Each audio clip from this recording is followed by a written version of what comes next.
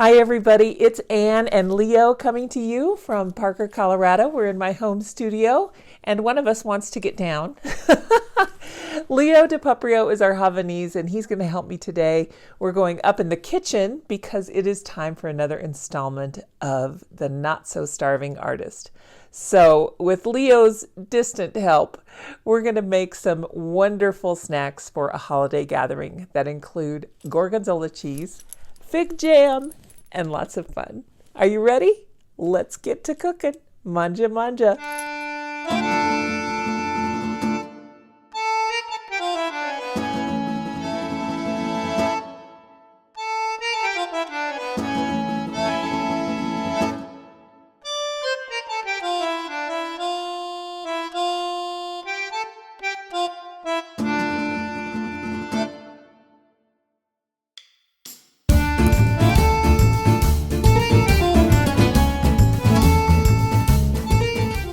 I really hope you guys like this recipe because it's so simple to make and it's really pretty impressive as far as the comments that I received when I brought it over to guests for gatherings that we've had in their homes.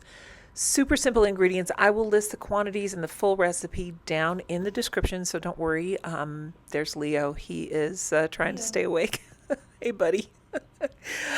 He loves it when I cook, and he kind of just hangs out really close to the kitchen. So we have a dog. We love our dogs, and they're definitely a part of every part of our life.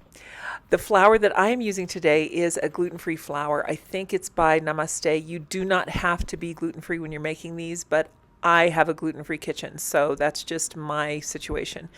What we've done here, hello again, Leo, is I've put in 1 cup of flour into the bowl.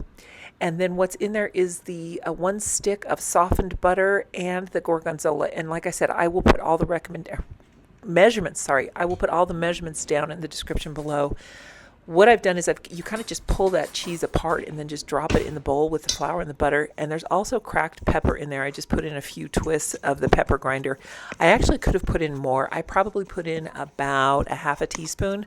Honestly, I like pepper, so I could have used a little bit more. That's not that whole package of butter you saw in the beginning. That's half of it. So it's 1 stick of butter and then the cheese and the flour. Really simple recipe. And you can make these any shape you want. This is just the shape that I ended up making. Just swiping off my fork here. I'm kind of trying to film this and hold on to things at the same time. So forgive me for all the clumsiness. If you hear a fan going in the background, that is my oven heating up. It's a convection oven. Convection, I think that's what it's called. See, I don't even know. I just cook and it works. So, whatever.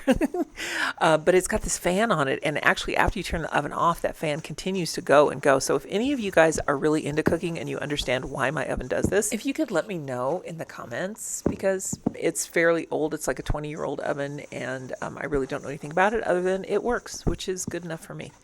So I'm using my hand to mix this because that's how I was brought up. That's how I was taught to mix pie crust. However, I have made it in the food processor before, and I do have one tip for you if you want to do this one in the food processor. You certainly can, because really this is a pastry dough. I'm getting some sugar now, and we're just going to put that in a bowl and set it aside. And you don't need to measure it, just a little bit is all you need. But this flour here, I felt like it was a little too moist and sticky, so I wanted to add a touch more flour. That depends on how humid your kitchen is or your wherever you are. We're in an extremely dry climate here, so I was surprised at how moist this was, and I think it's because this cheese is really very, very moist. And I probably put in a little more cheese than the recipe called for because, I cook with love, so that's what happens in my kitchen. I don't know if that happens in yours, but sometimes I use the measurements as guidelines. Not really as something to follow per se. So I'm just making sure this is all put together, but that's it. I really don't want to overmix this. And the thing about the food processor that I was going to tell you is that if you're going to mix this in your food processor, you just want that ball of dough. As soon as a ball of dough forms, let it spin around 3 times and then shut that food processor off, because you really don't want this to overprocess. I did let it sit in this ball form in the bowl on the counter for just a little bit while I cleaned up. And then I went and got this cookie scoop thing. It makes, what is that, like a tablespoon maybe a tablespoon and a half, whatever you have that you want to make them about the same size. That's all that matters.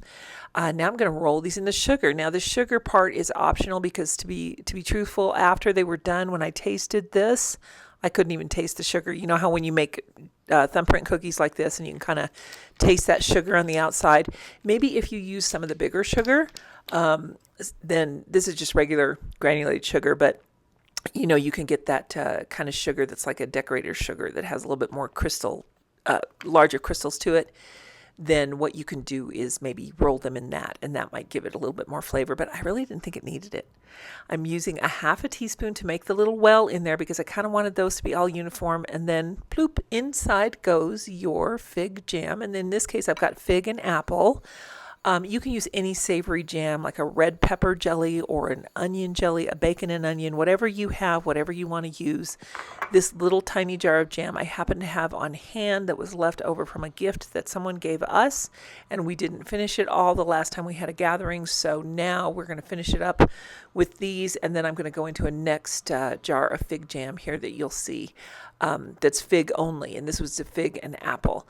Honestly, in this particular one, I kind of had a hard time tasting the fig. I really prefer it when it has just the pure fig.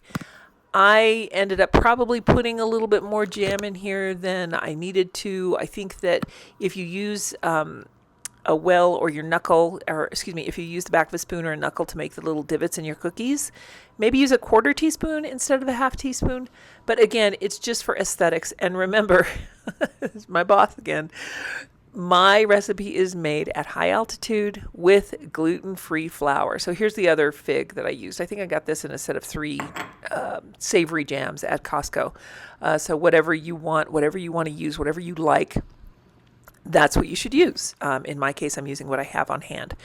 When you bake these, I do recommend the silicone mat or parchment paper. And see that? What happens at Grandma's stays at Grandma's. That's what I always say, guys. We've got a clean oven. Yay. Thank you to my husband who cleaned our oven. And now we're going to put the cookies right in here. I will tell you the temperature and the time in that recipe down below. And you guys can just copy and paste it and then print it out. Are you a printer? I'm a printer. I have to print everything. I do not do well if it's on my phone. I get so frustrated when I'm cooking and then I have to look at a recipe again and I've got flour all over my hands and I can't touch my phone. So Leo says, Mama, this smells so good. I can't stand it. Will you please feed me? So yes, he gets to have an early dinner. I think he has Hobbit dinners a lot. Like sometimes he'll have a second dinner because he just begs so much. He can't stand the smell of food. He's just like me. I have to smell the food. And here we go, you guys. Oh my God, it does smell so good. I cannot wait. And I'm just like Leo. When I want this to happen, when I'm ready for this to come out of the oven, I want to snack on it so badly. And so see, he's had dinner and he's ready to have one of these snacks. Unfortunately, Leo, you can't because it has cheese and cheese does not agree with your tummy. So you're not going to taste one of these, buddy. I'm so sorry. They look really good. Now, I probably could have left them in the oven maybe a little bit longer because they could be a little bit more brown, but I like how bubbly and lacy they got. Now, I will tell you 100%, mine do not look like the picture from the recipe that I used. I'm going to chalk that up to gluten-free flour because my pie crust acts a little bit different when it's gluten-free. And it's just what I've become accustomed to. I know that there are a lot of substances that you can get to add to your flour. For instance, you can use psyllium husk or sorghum flour or other kinds of flour and xanthan gum to punch up gluten-free flour. But I don't do that. I want just something to be easy and quick because I'd much rather be doing other things than spending a lot of time in the kitchen. But oh my gosh, you guys, these smell so good. And they really didn't take that long. The crust comes together effortlessly, easily. They do cool for, I think, an additional 10 minutes on the cookie sheets here. And then you put them onto the rack. Now you can see the dough is kind of fragile, but again, I don't think they would be with conventional flour. I really like the ones that had the slightly browned edges around there. But here we go. Look at how beautiful these are. I'm going to go get my husband. Well, the moment of truth is here. I pulled Phil out of his office so that he can taste with me. Now we have one that didn't quite survive the transfer, so that's just a casualty, and we'll just eat that and enjoy it.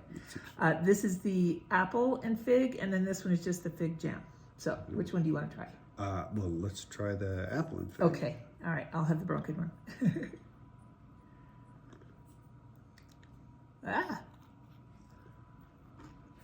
What I like. Oh my gosh. Oh wow! I like the sweet Those are with the so savory. That's really good. Wow. Okay, I would eat these. I would totally Oh my eat gosh. these. All right, you know what? I think we're gonna have to get 2 of these fig ones. Here, this That one. seems fair. This one looks a little wonky. We'll eat this one because the jam went to the end. So you take this one. Oh, you want to take the wonky one? I don't or care. no, I'm good. Okay. Cheers. Cheers. Yeah. Well, I like that too. You guys, Wow, these are really good. aren't they? Yeah. Happy holidays, everybody. Oh, guess who's down here? Hi, buddy. Somebody else wants a cookie. Leo wants some too, but he can't have any. All right, guys. Happy holidays. Bye. Now, he is not normally allowed up here, but he gets a little something. Love you, Leo.